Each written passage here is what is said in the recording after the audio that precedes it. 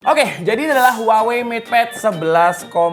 Setelah Huawei kemarin launching si MatePad Air dengan harga 7 jutaan, mereka ngeluarin lagi MatePad barunya seri entry level yang harganya jauh lebih terjangkau. Si MatePad Air kemarin dibanderol dengan harga 7 jutaan. Dia udah lengkap dengan aksesorisnya kayak Bluetooth mouse, stylus, juga keyboard eksternal, dan software. Nah, si MatePad Air 11,5 ini harganya 5 jutaan dan dia juga udah include dengan aksesoris yang sama kayak MatePad Air. Jadi ada stylus, keyboard eksternal, Bluetooth mouse, dan software gratis. Di sekitar tahun 2010 sampai 2013 kalau saya nggak salah inget, tablet itu baru rame-ramenya. Banyak orang beli tablet karena dia baru keluar. Tapi tablet pada zaman itu ya tujuannya cuma buat nonton film, terus pesan, dan juga game. Gamenya pun juga game-game ringan kayak Temple Run dan juga Subway Surf. Dan pada zaman itu tablet masih kurang nyaman lah kalau digunakan untuk kerja ya. Namanya baru keluar, masih tahap pengembangan. Nah, di tahun 2020-an barulah Huawei muncul dengan bikin standar baru untuk tablet. Huawei datang dengan konsep a PC-like experience, di mana secara hardware, software, sama Huawei dibikin ala-ala desktop untuk bisa bikin tablet menjadi alternatif laptop. Makanya di setiap campaign Huawei MatePad apapun, seri apapun, pasti a PC-like experience. Tagline-nya pasti itu. Jadi gimana MatePad bisa memberikan pengalaman kayak laptop, bisa kayak desktop view, WPS Office versi PC, multitasking, aksesoris lengkap kayak laptop. Jadi bisa dibilang Huawei itu udah bikin standar baru buat brand lain bikin tablet. Karena kalau saya lihat ya, beberapa vendor sekarang juga udah bikin tablet mereka, ada yang jual aksesorisnya terpisah, ada yang bundling. Nah, si Huawei sekarang udah semuanya full bundling.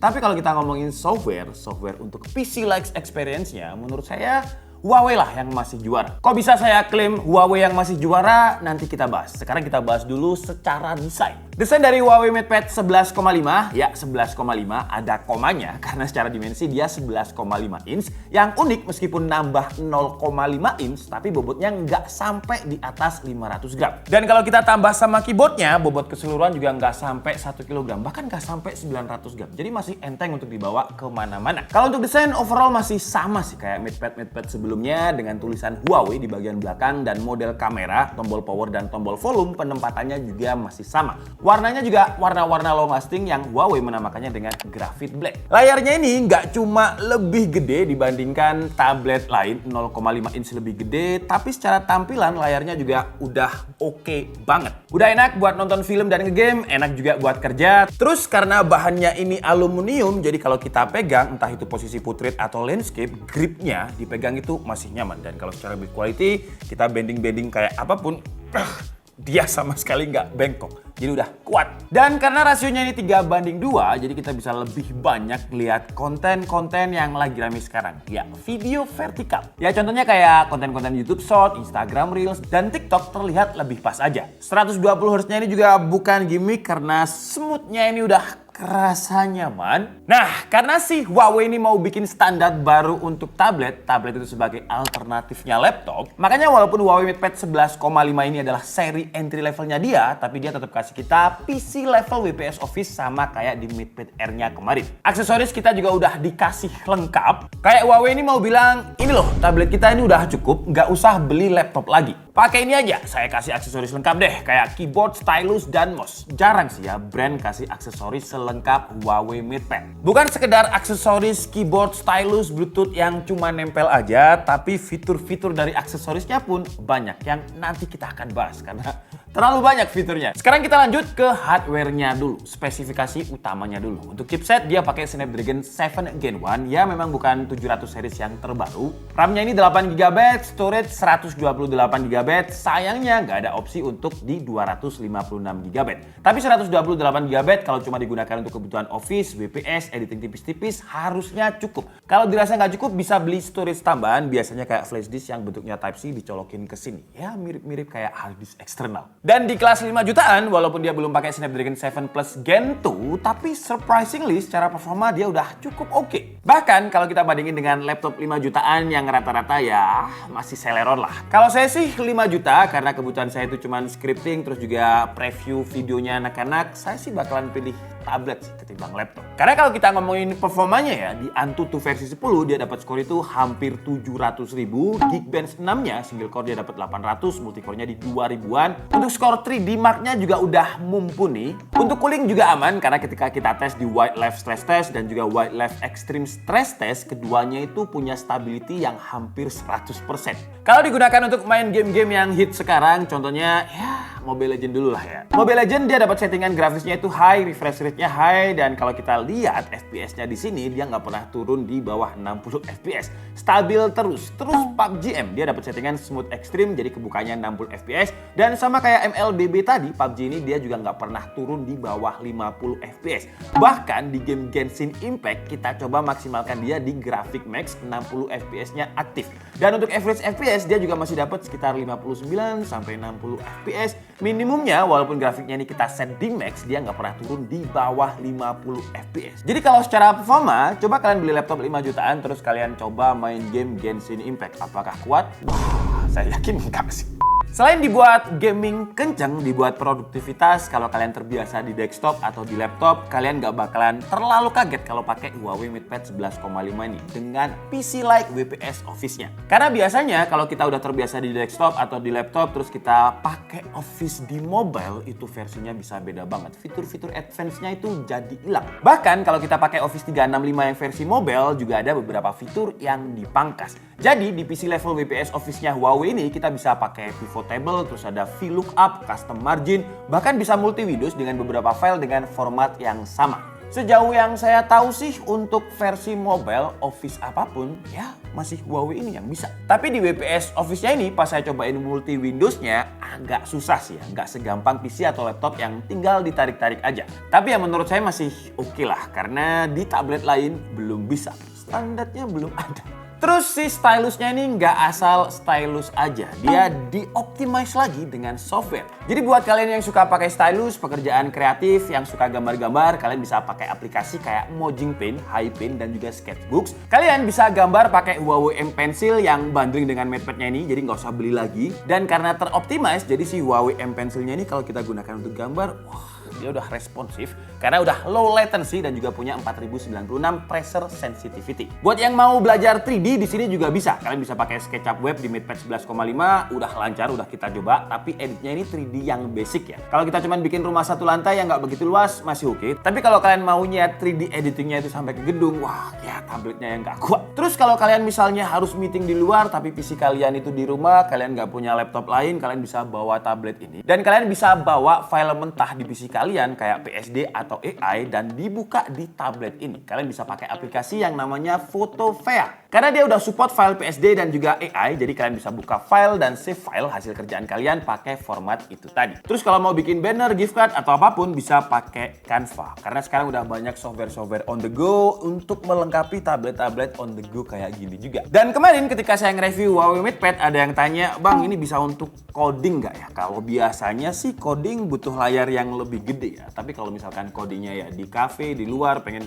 suasana baru, ya bisa asalkan coding yang basic aja. Di sini kalian bisa coba pakai aplikasi CodePen kayak gini. Oh ya, kalau kalian notice sebenarnya dengan aspek rasio 3:2 ini selain enak digunakan untuk scrolling konten, terus juga baca artikel, dia juga enak digunakan untuk Excel. Kalau kalian lihat kan kolomnya bisa jadi lebih banyak, pas buat coding juga line codingnya jadi lebih banyak. Di CapCut, timeline CapCut-nya juga jadi lebih lebar dari layar yang pakai rasio 16:9. Buat gaming udah, buat produktivitas udah, tapi gimana kalau kita bosen? Gimana kalau digunakan untuk entertainment? Wah, dengan harga 5 jutanya juga udah nyaman-nyaman aja. Terus buat kalian yang kerjaannya sering bukain email, di app gallery-nya sekarang juga udah ada Outlook. Kalau pakainya Gmail juga udah bisa, tinggal disinkronis saja pakai Huawei Mail. Kalau untuk produk-produk Google kayak Google Sheet, Docs, Google Drive, YouTube bisa diakses lewat browser terus bikin shortcut di home screen. Atau kalian tinggal search aja di app gallery, ntar otomatis muncul versi shortcut browsernya. Kalau mau streaming video atau film, kalian bisa install beberapa aplikasi kayak Video, WeTV, dan lainnya lewat App Gallery. Dan Netflix playback spesifikasinya dia sekarang juga udah wideband L1. Jadi kalian bisa nonton konten Full HD di Huawei MatePad ini. Ngomongin soal entertainment, walaupun ini tablet seri entry level 5,4 juta, tapi speakernya tetap dikasih yang bagus. Dia ada 4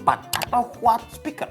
Untuk speakernya ini diklaim dituning sama Huawei sendiri dengan namanya itu Huawei Histon 8.1 yang kalau kualitas suaranya di volume 100% kalau digunakan untuk film sih masih oke. Tapi kalau digunakan untuk musik 100% dia agak terlalu geber gitu, terlalu agak pecah. Jadi saran saya kalau untuk musik di 80% aja karena 80%-nya juga udah lumayan powerful. Kira-kira seperti inilah suaranya.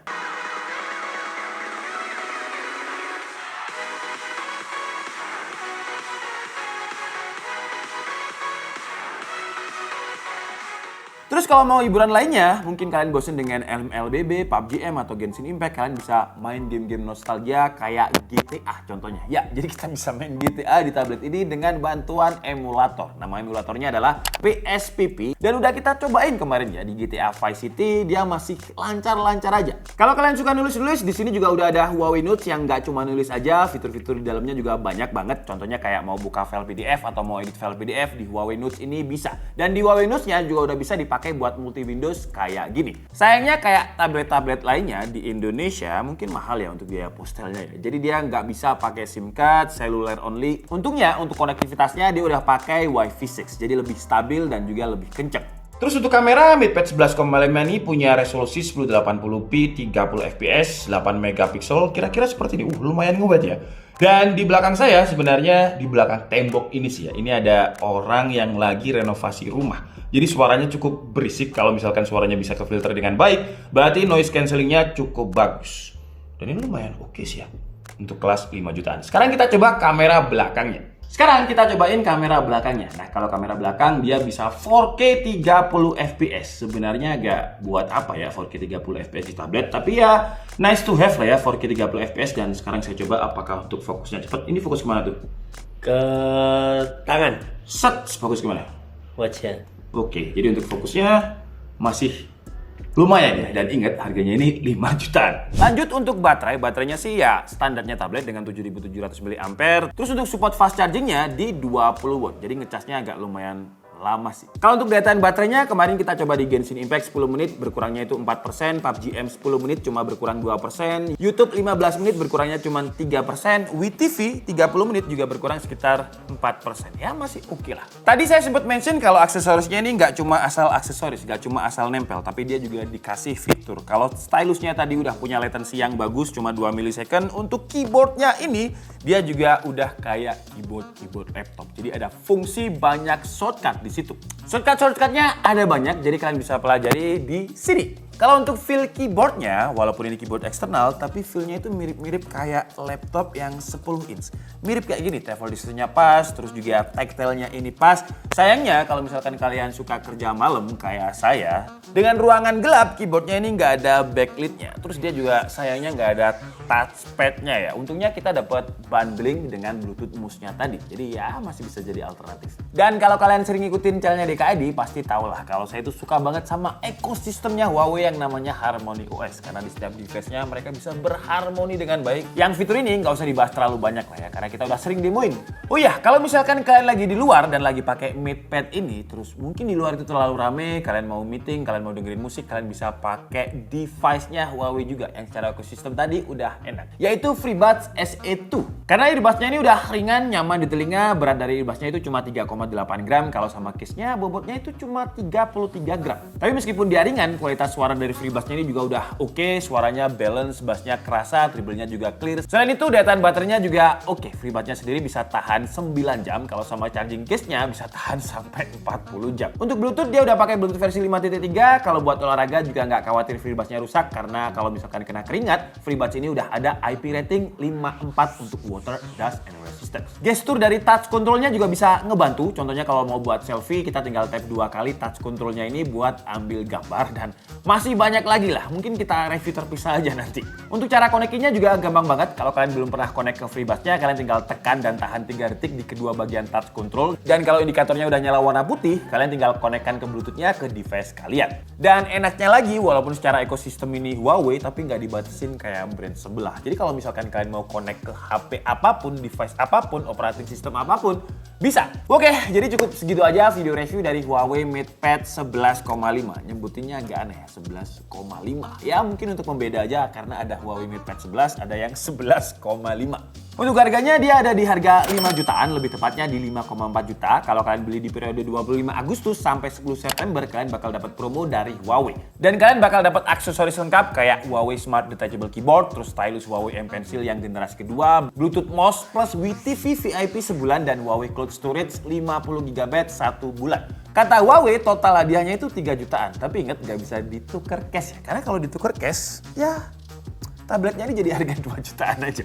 Kesimpulannya untuk harga di bawah 5,5 juta, menurut saya si Huawei MatePad 11,5 ini udah ngasih pengalaman komplit tablet ala laptop yang value for money. Karena di 5 juta jarang ada tablet entry level yang ngasih aksesoris lengkap kayak Huawei. Terus layar rasionya juga udah yang trendy sekarang, 3:2, dan ada aplikasi PC level WPS Office yang fiturnya udah kayak Office versi laptop yang di tablet lain sekali lagi nggak ada. Jadi si Huawei ini bener-bener mau bikin standar baru untuk tablet. Kalau untuk kelebihan lain, refresh rate-nya dia udah 120Hz, chipsetnya pakai Snapdragon 7 Gen 1 yang nggak terlalu panas ya, dia stabil. Terus dia juga bisa dibuat banyak skenario penggunaan untuk kerja, editing, entertainment, dan gaming. Performanya seperti yang kalian lihat tadi udah cukup oke, bahkan kalau kita main GTA juga oke. Tapi kalau untuk kekurangannya, ya beberapa aplikasi terbatas, nggak bisa diinstal di sini. Bisanya itu kayak dibikin shortcut via browser. Terus speakernya kalau digunakan untuk volume 100%, dia agak pecah. Keyboardnya ini semoga ke depan, karena Huawei mau bikin standar baru untuk laptop, saran saya ya keyboard eksternalnya ini harus ada